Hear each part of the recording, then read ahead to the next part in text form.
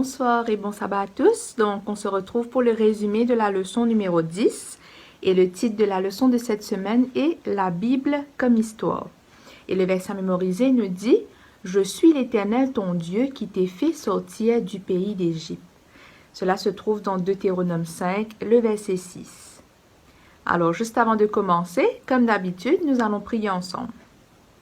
Seigneur Dieu, Dieu trois fois saint, Dieu notre Père, en cet instant alors que nous allons étudier ta parole, que nous allons ouvrir ta parole, je te demande de déverser sur nous ton Saint-Esprit afin que ce que tu as à nous apprendre, le message que tu en réserves pour nous, que nous puissions non seulement le comprendre, mais que cela puisse travailler dans nos cœurs et nous permettre d'apprendre de nouvelles choses, mais aussi à devenir des gens meilleurs. Au nom de Jésus, Amen. Alors, la semaine dernière, nous avons vu un peu, un bref résumé, nous avons vu un peu la Bible, que la Bible était le centre d'intérêt de pas mal de grands chercheurs. Nous avons vu Isaac Newton, Johann Kepler, etc. Mais malgré leur étude profonde de la Bible, ils avaient eu une fausse conception de Dieu. Parce que rappelons-nous que pour les chercheurs, pour les scientifiques surtout, il n'y a pas de surnaturel qui tienne. Toute chose doit avoir une logique.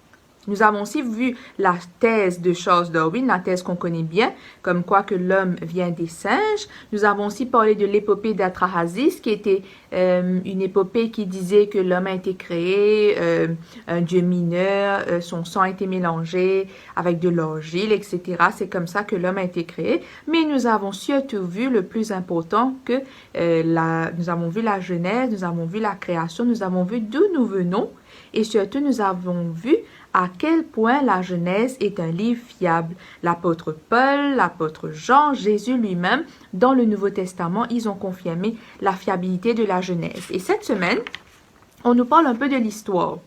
On nous parle surtout de comment est-ce que la Bible peut, allons dire, match avec l'histoire. La Bible est souvent vue comme des histoires, parfois, je dis toujours ça, il y a certaines personnes qui disent que la Bible est vue comme des histoires symboliques, qui veut dire que rien n'est réel, c'est juste des petites histoires qui ont été inventées pour nous donner une leçon. Mais, nous avions aussi vu que rien de cela n'était vrai.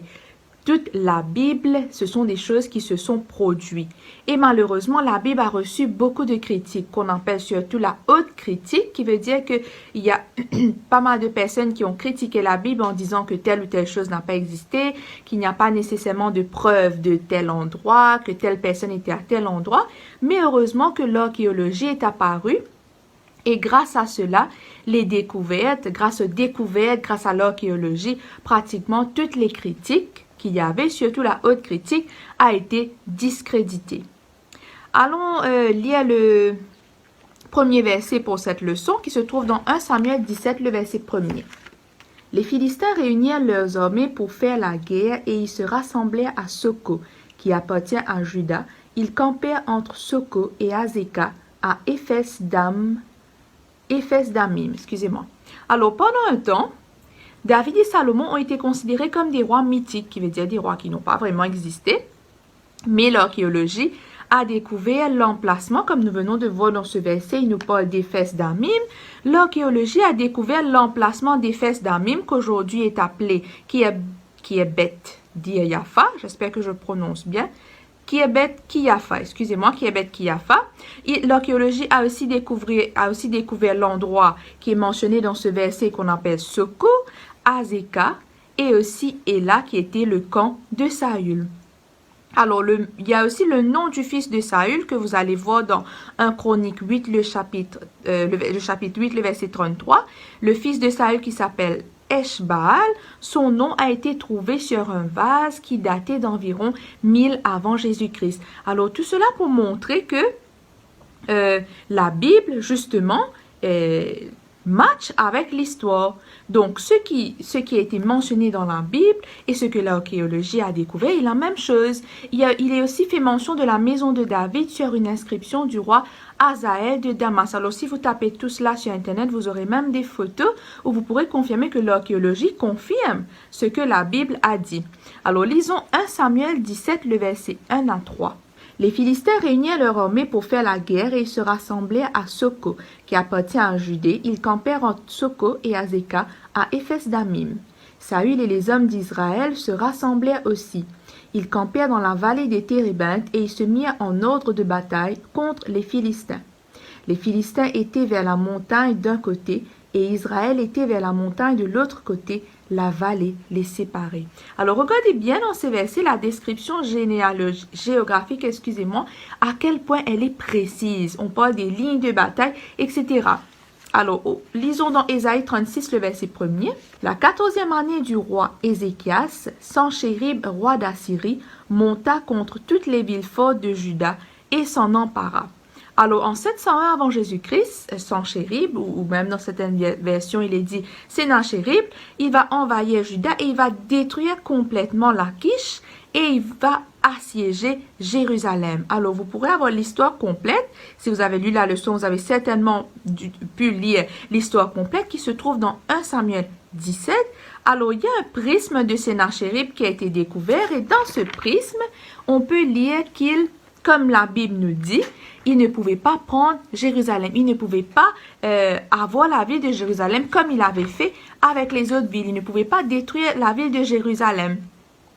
Donc, dans ce prisme, il a été écrit « Quant à Ézéchias, le Judéen qui ne s'est pas soumis à mon joug, je l'ai enfermé dans sa ville royale comme un oiseau dans une cage. » Donc, ils ont encerclé la ville de Jérusalem et bien sûr, quand vous lisez dans Ésaïe 37, le verset 36, qu'on peut lire « L'ange de l'Éternel sortit et frappa dans le camp des Assyriens 185 000 hommes. Et quand on se leva le matin, voici, c'étaient tous des corps morts. » Le verset 37, alors Sanchérib, roi d'Assyrie, leva son camp, partit et s'en retourna et il resta à Ninive. Le verset 38, or comme il était prosterné dans la maison de Nisroch, son dieu, d'Adramélec et Charetzer, ses fils le frappèrent avec l'épée et s'enfuirent au pays d'Ararat.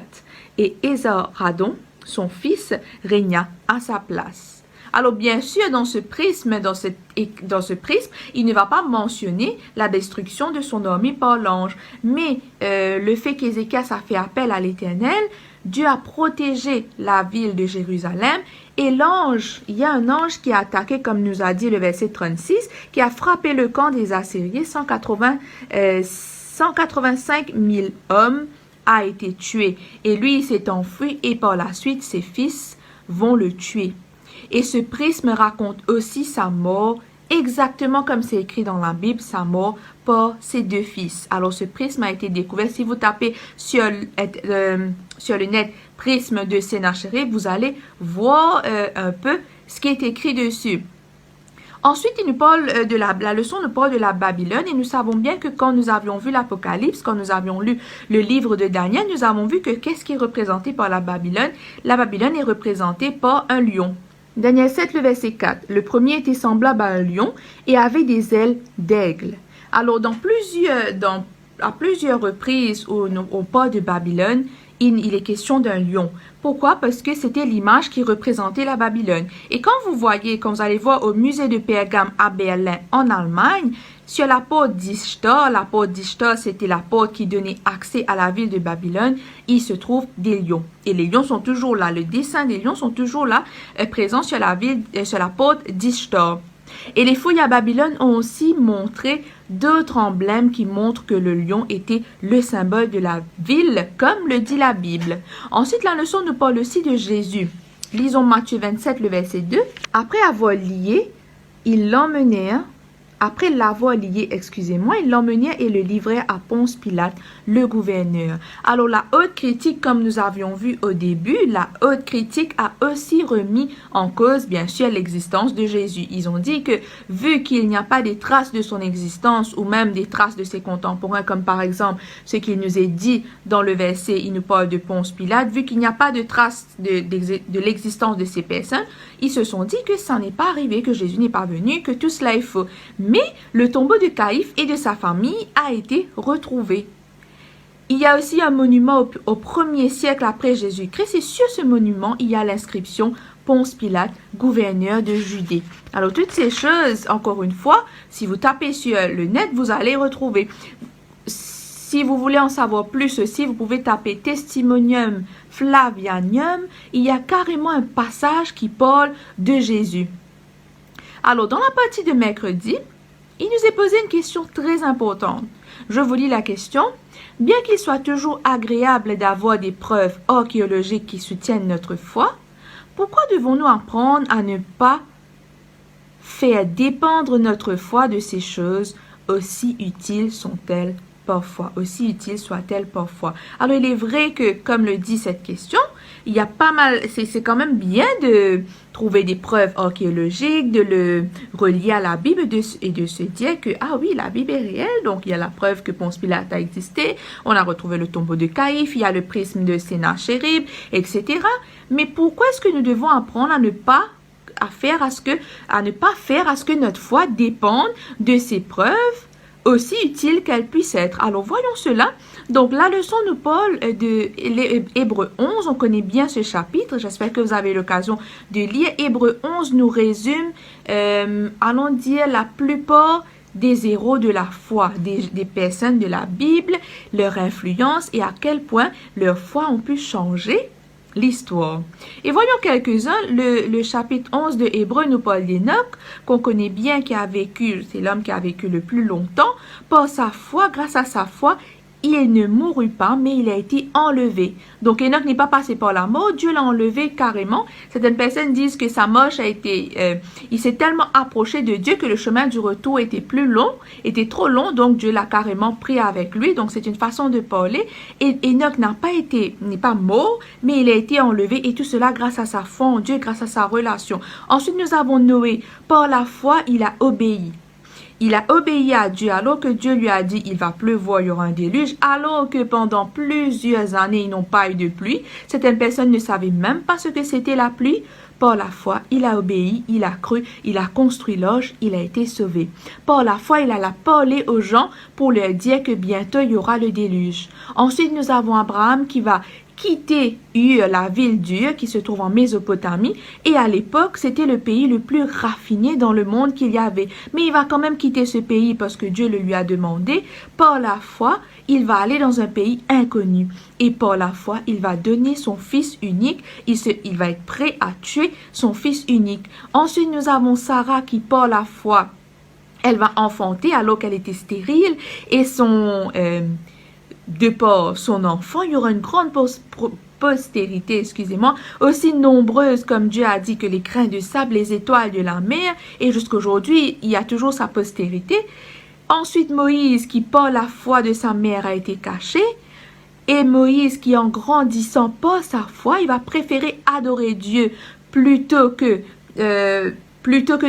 de se laisser aller aux coutumes de l'Égypte. Il va préférer renoncer à devenir roi de l'Égypte.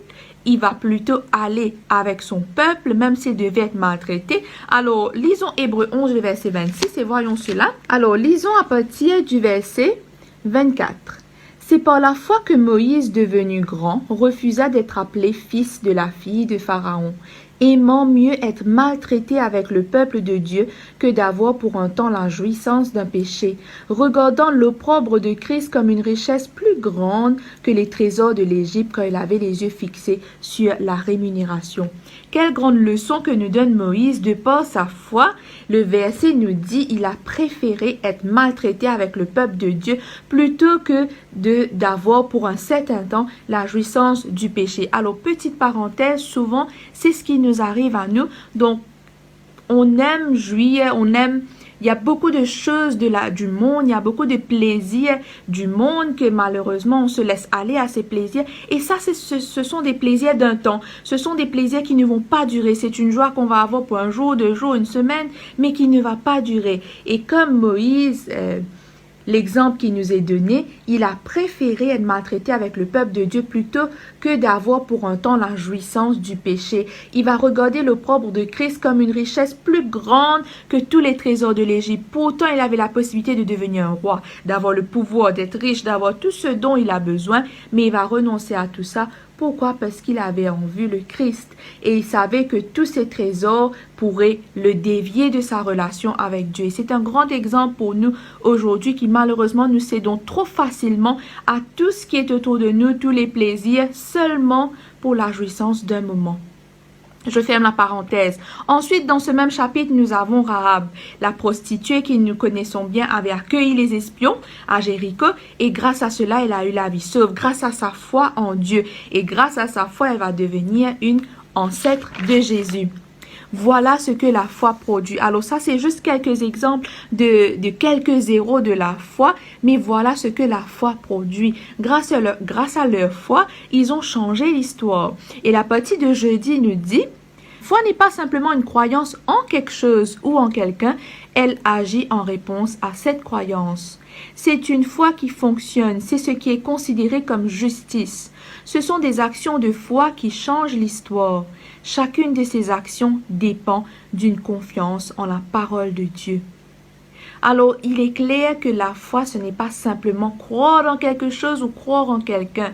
La foi va bien au-delà de cela. La foi est suivie d'une action. Si là, il n'y a que la foi sans action, ça ne sert à rien. C'est comme on dit, la foi sans les œuvres. Hébreux 11, le verset 1er, on connaît bien ce verset qui nous dit, je lis, « Oh, la foi est une ferme assurance des choses qu'on espère, une démonstration de celles qu'on ne voit pas. » Et le verset 6 nous fait bien comprendre, « Oh, sans la foi, il est impossible de lui être agréable, car il faut que celui qui s'approche de Dieu croit que Dieu existe et qu'il est le rémunérateur de ceux qui le cherchent. » Alors, ce verset nous dit clairement que celui qui s'approche de Dieu doit croire que Dieu existe et qu'il est le rémunérateur de ceux qui le cherchent. Et le verset au début, il est impossible d'être agréable à Dieu sans la foi. C'est clair, il n'y a pas plus clair que cela.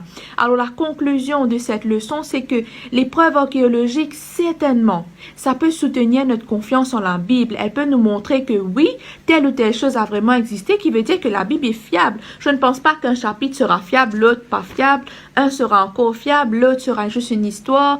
Non, la Bible est fiable en elle-même parce que c'est la parole de Dieu. C'est appelé les Saintes Écritures.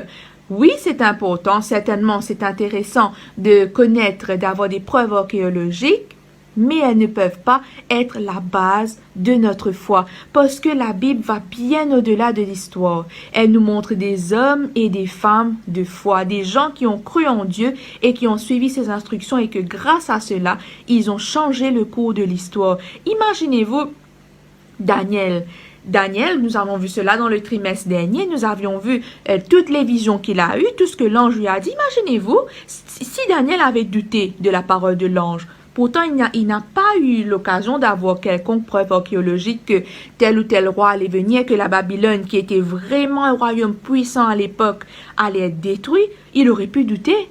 Il aurait pu dire à l'ange, mais je n'ai pas de preuve de cela, je n'ai pas de preuve, il n'y a rien qui a été découvert, etc.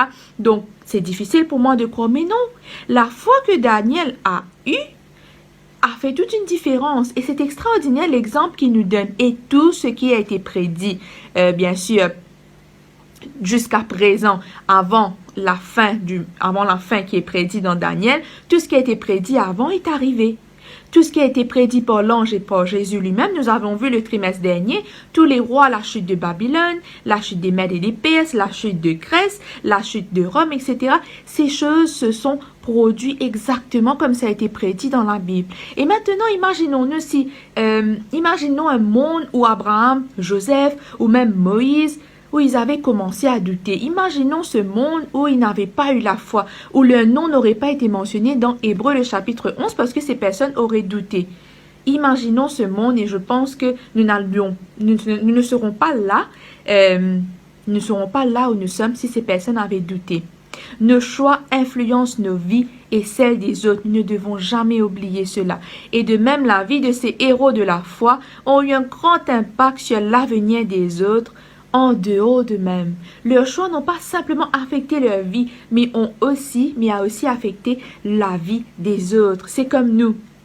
Et rien ne nous empêche d'être comme ces héros. Ce n'est pas parce que Moïse a eu beaucoup de foi, Abraham a eu beaucoup de foi qu'on se dit, ah oui, ce sont des gens de foi, c'est hors de notre portée. Non. Nous pouvons devenir un héros de la foi. Il nous suffit tout simplement d'avoir la foi. Leur foi a transformé l'histoire et notre foi Aujourd'hui, la foi que nous avons en la parole de Dieu et en Dieu lui-même peut transformer non seulement notre vie, mais aussi la vie des autres, mais elle peut aussi changer le cours de l'histoire. Voilà surtout la leçon à retenir de cette leçon. La conclusion, c'est que nous devons avoir confiance en Dieu, mais surtout croire que la Bible est fiable. Si je ne crois pas moi-même que la Bible est fiable, que la Bible est véridique, comment est-ce que je pourrais montrer à quelqu'un, comment est-ce que je pourrais prêcher à mon prochain si moi-même je ne crois pas complètement à la Bible? Et Dieu nous a donné tellement de preuves. Non seulement oublions les preuves archéologiques, dans notre vie, en priant, Dieu nous répond, Dieu fait des miracles, Dieu nous donne tellement de preuves de son existence que nous n'avons aucune raison de douter. Alors j'espère que cette leçon vous aura aidé comme cette leçon m'a aidé. Et avant de terminer, nous allons prier. Seigneur Dieu, Dieu Tout-Puissant, nous te remercions pour ces merveilleuses leçons que tu nous donnes. Merci de nous montrer que ta parole est une parole fiable, que ta parole a une puissance transformatrice et que nous devons avoir la foi en toi. Aide-nous à avoir une totale confiance en toi et que surtout cette foi puisse transformer notre vie, mais aussi la vie des autres. Au nom de Jésus. Amen. Alors sur ce, je vous souhaite une très bonne soirée et passez de bons moments en famille.